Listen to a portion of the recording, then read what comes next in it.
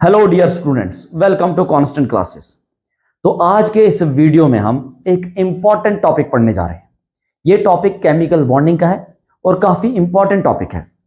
और जो आज का टॉपिक है वो है कंपैरिजन ऑफ बॉन्ड एंगल। अब बॉन्ड एंगल कंपेयर करना है, तो बॉन्ड एंगल कैसे कंपेयर करेंगे वो हम सीखने वाले हैं। तो देखो, हमारे पास कुछ क्वेश्चंस हैं। अगर ये क्वेश्चंस हमने कर लिए तो हम कमांड बना लेंगे अपने टॉपिक पे, बॉन्ड एंगल कंपैरिजन पे। तो देखो, अगर हमें बॉन्ड एंगल चेक करना है तो सबसे पहले हम क्या करेंगे, सबसे पहला स्टेप जो होगा हमें चेक करना होगा वो होगा हाइब्रिडाइजेशन। सबसे पहले स्टेप में हम क्या करेंगे, चेक हाइब्रिडाइजेशन। Check hybridisation. तो उससे फायदा क्या होगा, उससे फायदा क्या होगा हाइब्रिडाइजेशन चेक करने से? तो देखो, फायदा ये होगा, हमें पता है हाइब्रिडाइजेशन क्या होती है, या तो sp हाइब्रिडाइजेशन होगी, या sp2 होगी, या sp3 होगी। यही है हमारे पास हाइब्रिडाइजेशन। तो sp जब हाइब्रिडाइजेशन होती है तो sp हाइब्रिडाइजेशन का मतलब क्या है, एक s और एक p, तो दोनों देखो sp एक साइड sp और दूसरे साइड sp, तो दोनों मिला के ये कितना होता है 180 डिग्री। तो अगर कोई कंपाउंड है जिसका बॉन्ड एंगल या फिर जिसकी हाइब्रिडाइजेशन sp है तो उसका बॉन्ड एंगल 180 होगा, और 180 जो है बिल्कुल सबसे ज्यादा बॉन्ड एंगल है। तो sp हाइब्रिडेशन का जो बॉन्ड एंगल होगा ये होगा 180 डिग्री। और sp2 हाइब्रिडेशन कब बनता है, जब एक s और दो p मिलते हैं, और जब ऐसा होता है तो यहां पे ट्राइगोनल प्लेनर टाइप बनता है और इसके अंदर बॉन्ड एंगल होता है 120 डिग्री। और sp3 जो होता है ये टेट्राहेड्रल होता है, और टेट्राहेड्रल का जो बॉन्ड एंगल होता है 109.28 होता है। तो सबसे ज्यादा बॉन्ड एंगल किसका है, तो आंसर है sp, उसके बाद sp2 और उसके बाद sp3।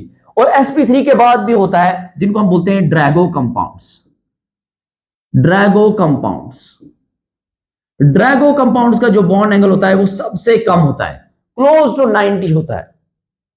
तो सबसे लास्ट पे ड्रैगो कंपाउंड्स, सबसे पहले sp, then sp2, then sp3। तो सबसे पहले तुम्हें काम करना है कि हाइब्रिडाइजेशन चेक करो। तो चलो हम हाइब्रिडाइजेशन चेक करते हैं। तो देखो, BeCl2 इसकी हाइब्रिडाइजेशन होती है sp, ये लीनियर होता है, और इसकी हाइब्रिडेशन होती है sp2। देन नेक्स्ट CH4, ये टेट्राहेड्रल होता है sp3। NH3 ये भी टेट्राहेड्रल होता है sp3। H2O water tetrahedral sp3। OF2 tetrahedral sp3। NF3 ये भी होता है sp3। PF3 ये भी होता है sp3। PH3 देखो, PH3 H2S ASH3 ये होते हैं ड्रैगो कंपाउंड्स। इनको बोलते हैं ड्रैगो कंपाउंड्स, मतलब वो कंपाउंड्स जिनके अंदर हाइब्रिडाइजेशन बिल्कुल नहीं होती या ना के बराबर हाइब्रिडाइजेशन होती है। अब तुम्हारा क्वेश्चन उठ रहा होगा कि ड्रैगो क्या होते हैं।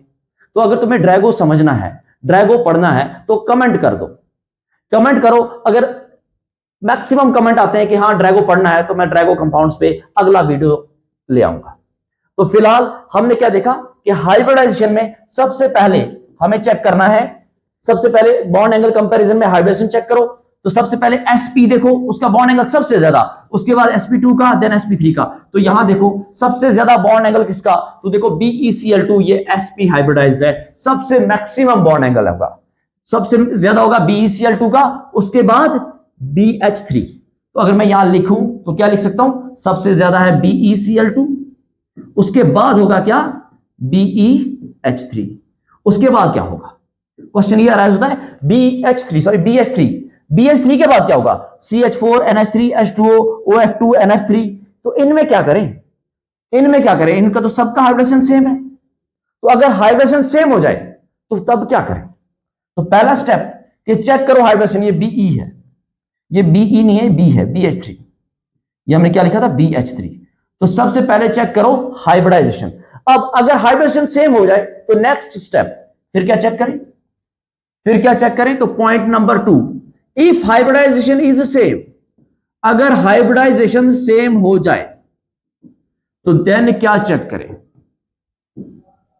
If hybridisation is same. तो चेक करो, सेकंड पॉइंट चेक करो, क्या चेक करोगे, then check lone pair, then check lone pair on central atom, then check lone pair on central atom. अब लोन पेयर से क्या होगा, तो देखो जितने ज्यादा लोन पेयर बढ़ते जाएंगे, जितने ज्यादा लोन पेयर बढ़ते जाएंगे, तो लोन पेयर है percentage S character loving species. Suppose करो हमारे पास ये एक एटम है, इस पे लोन पेयर आ गया, और लोन पेयर और इसमें कुछ बॉन्ड पेयर है, सपोज करो ऐसा बॉन्ड पेयर है। तो लोन पेयर की खासियत होती है, क्या खासियत होती है? वो एस कैरेक्टर को खींच लेता है। लोन पेयर एस कैरेक्टर को अपनी तरफ खींचता है, और जैसे लोन पेयर एस कैरेक्टर को खींचेगा तो उससे होगा क्या? उससे होगा क्या?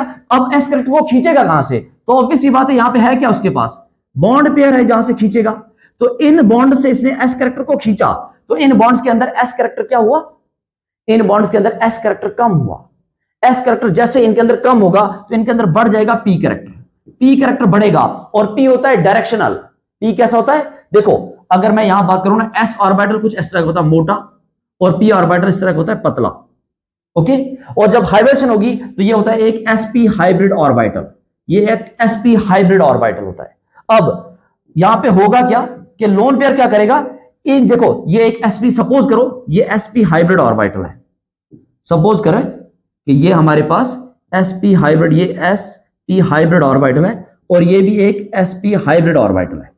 अब इस ऑर्बिटल से s कैरेक्टर को छीन लिया इसने, s कैरेक्टर को इसने अपनी तरफ खींच लिया। अब s कैरेक्टर देखो, s बोले तो सर्कुलर या मोटा, मोटा ऑर्बिटल। अब मोटापा कम कर दिया इसने, s कैरेक्टर को छीनने का मतलब है कि मोटापा कम कर दिया।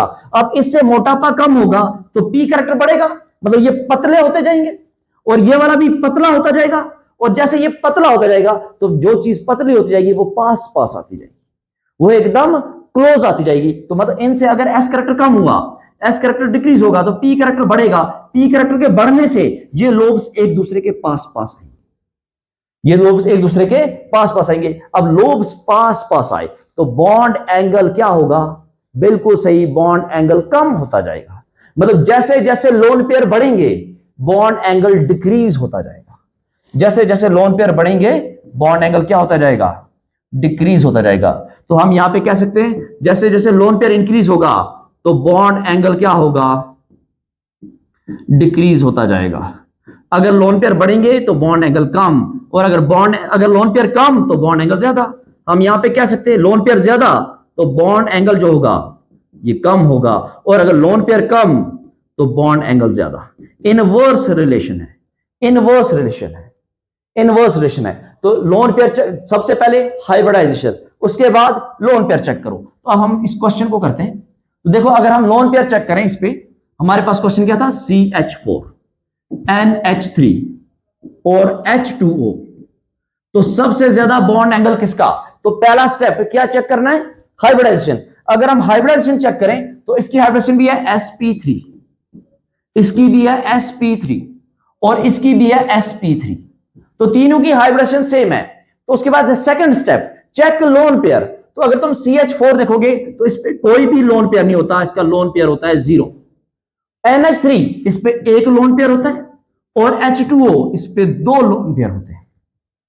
और हमें पता है लोन पेयर ज्यादा तो बॉन्ड एंगल कम, लोन पेयर कम तो बॉन्ड एंगल ज्यादा। तो देखो इस पे लोन पेयर बिल्कुल कम है, इसका बॉन्ड एंगल सबसे ज्यादा, देन NH3 का, देन H2O का। बहुत आसानी से हमने ऑर्डर लगा लिया। कैसे? Hybridisation, second step check lone pair, lone pair ज्यादा तो बॉन्ड एंगल कम। और अगर उसके बाद हम देखें, देखो हमारे पास क्वेश्चन सेट क्या था, हमने यहां तक सॉल्यूशन कर लिया।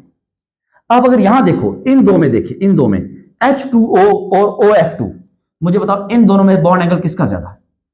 H2O और OF2, H2O और OF2। हाइब्रिडेशन चेक करो अपने सिंपल स्ट्रेट फॉरवर्ड मेथड से चलो। पॉइंट नंबर 1 चेक हाइब्रिडेशन, तो इसकी sp3, इसकी भी sp3।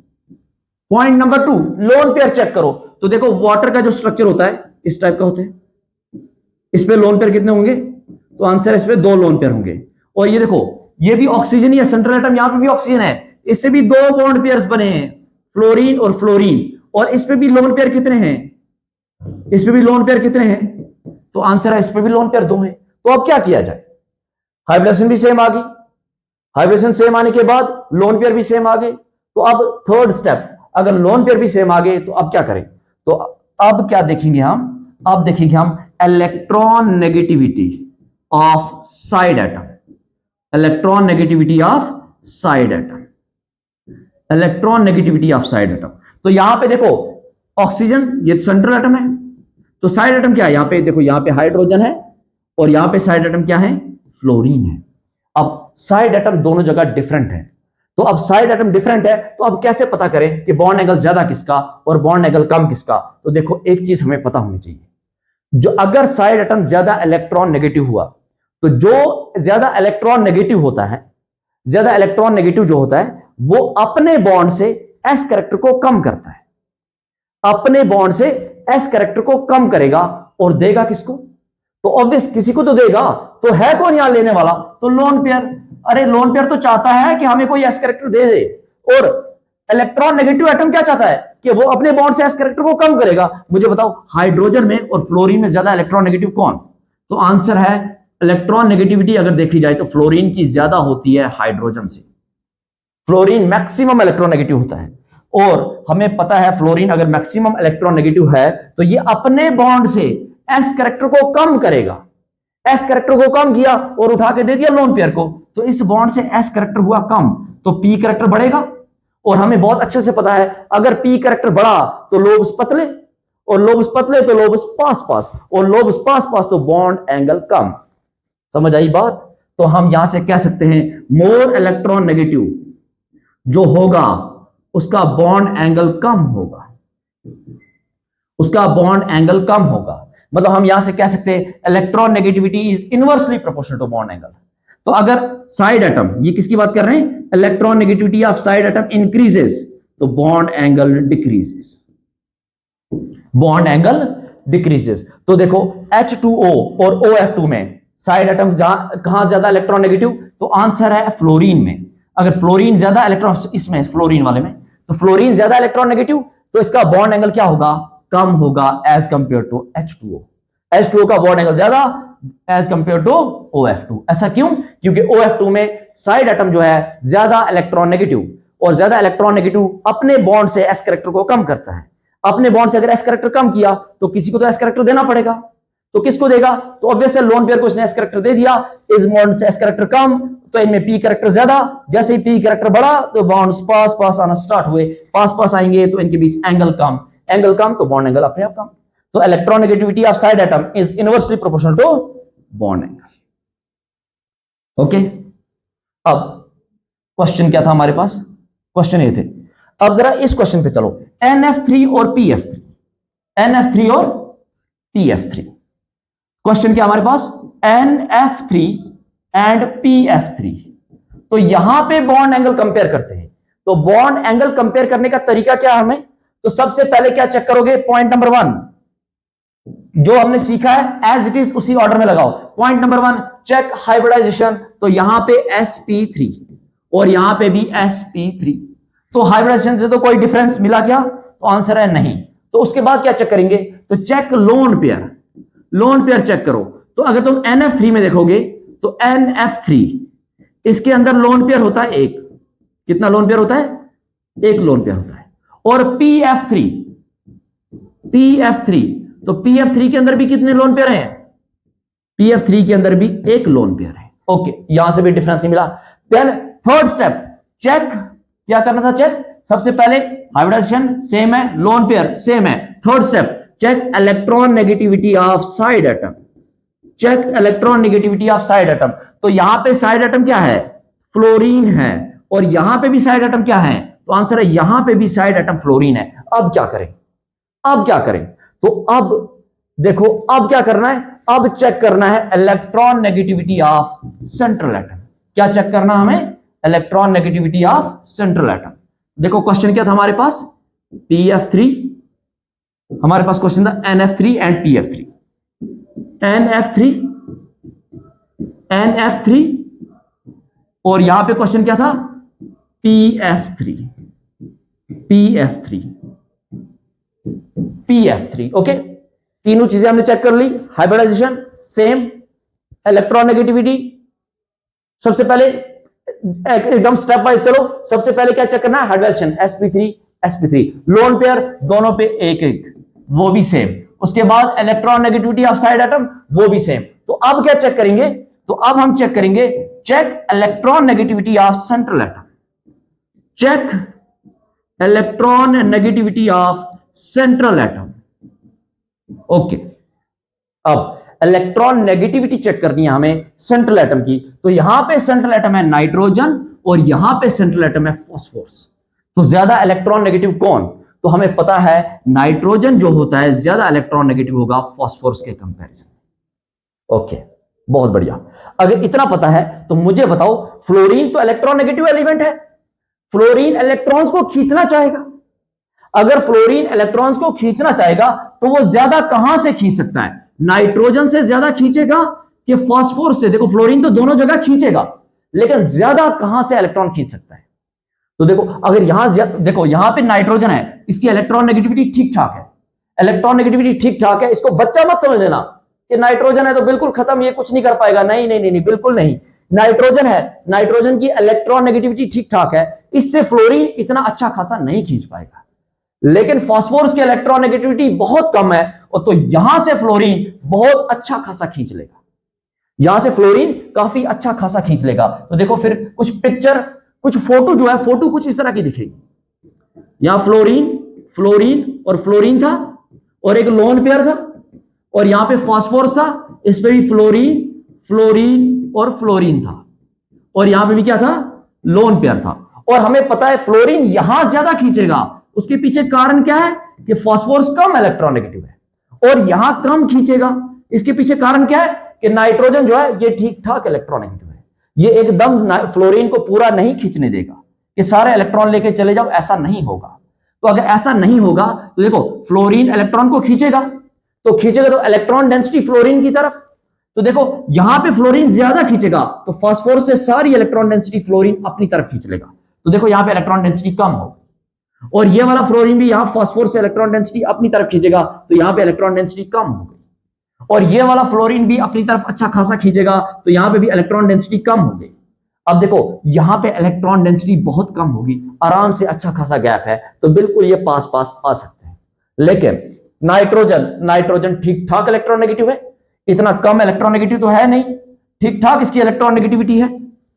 तो ठीक ठाक है, तो क्या फ्लोरीन इसे पूरा खींचेगा?